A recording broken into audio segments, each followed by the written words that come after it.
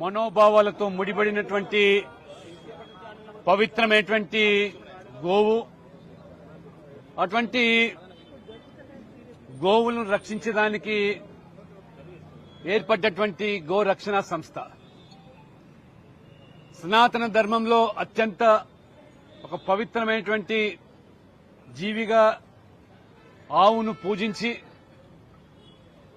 కేవలం ఆవు హిందువుల మనోభావాలే కాదు, శాస్త్రీయంగా కూడా ఏ రకంగా మరి ఆరాధ్యంగా భావిస్తామో అటువంటి ఆవులను గోవులను రక్షించాల్సిన బాధ్యత ప్రభుత్వానికి.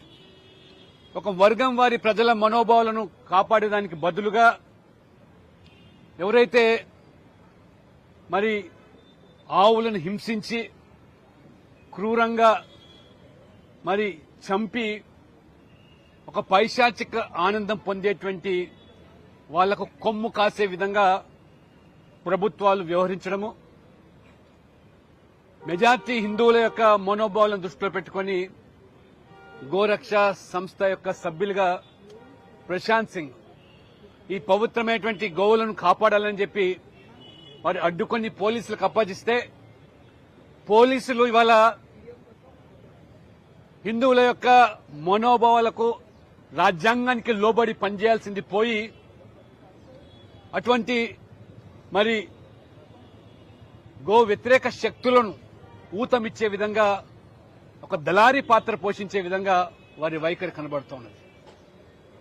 ఎందుకు ఇవాళ పోలీసు వ్యవస్థ ఈరోజు నిర్వీర్యంగా మారుతా ఉన్నది? పాలకులు, ప్రభుత్వాలు కూడా మన రాష్ట్రంలో కేవలము ప్రతి అంశాన్ని కూడా రాజకీయంతో, ఓటు బ్యాంకుతో ముడిపెట్టి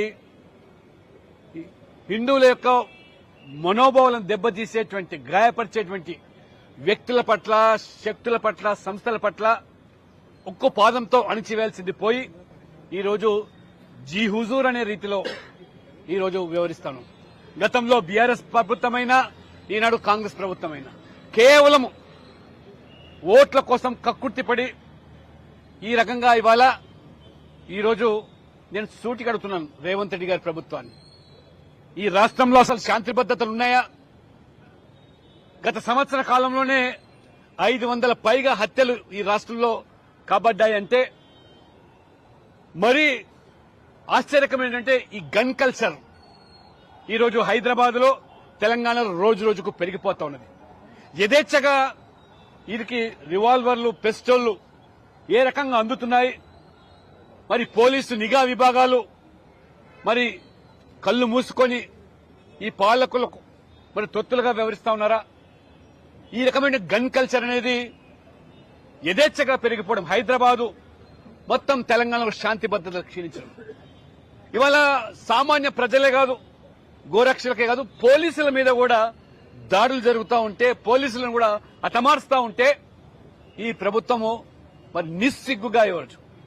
స్వయంగా ముఖ్యమంత్రి రేవంత్ రెడ్డి గారే ఇవాళ లా అండ్ ఆర్డర్ వారి చేతుల్లో ఉండి ఏ రకంగా ఇవాళ మొత్తం ఈరోజు ఈ 2 సంవత్సరాలుగా శాంతి భద్రత పూర్తిగా క్షీణించే దానికి అనేక మంది ఈరోజు ఒక పోలీస్ కానిస్టేబుల్ హత్య పట్టపగలు, ఒక రియల్ ఎస్టేటర్ మరి ఆ వివాదాల్లో, భూ తగాదాల్లో పిస్టల్తో కాల్చి చంపిన ఉదంతం, లేదా ఇవాళ దారుణంగా మరి కాల్చినట్టు ఉదంతాలు అనేకం ఈరోజు వెలుగులోకి వస్తున్నాయి.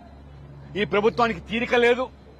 ముఖ్యమంత్రి గారికి వాళ్ళ మంత్రుల్లో ఉన్నటువంటి వివాదాలు లేదా లావాదేవీల్లో ఉండే పరిష్కారంలోనే నిమగ్నమైన ఢిల్లీ యాత్రలు తప్పితే ఈరోజు మరి శాంతి భద్రతల పట్ల కనీసమైన శ్రద్ధ వహించకుండా ఈరోజు మొత్తం తెలంగాణలో అసలు పాలన పడకేసింది.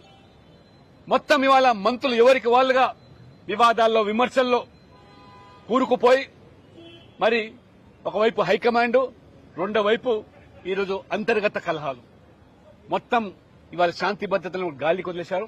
ఇవాళ ఒక వాల్మీకి సమాజానికి సంబంధించిన వ్యక్తి, అబ్బాయి, యువకుడు ప్రభుత్వం బాధ్యత విస్మరిస్తే రాజ్యాంగం కల్పించిన హక్కుల మేరకు ఆవులను, గోవులను కాపాడము, మరి హిందువుల యొక్క మనోభావాలతో ముడిపడిన అంశమని సున్నితమైన అంశాన్ని ఈ ప్రభుత్వం ఆ రకంగా మరి వ్యవహరించడం భారతీయ జనతా పార్టీని తీవ్రంగా ఖండిస్తున్నాం.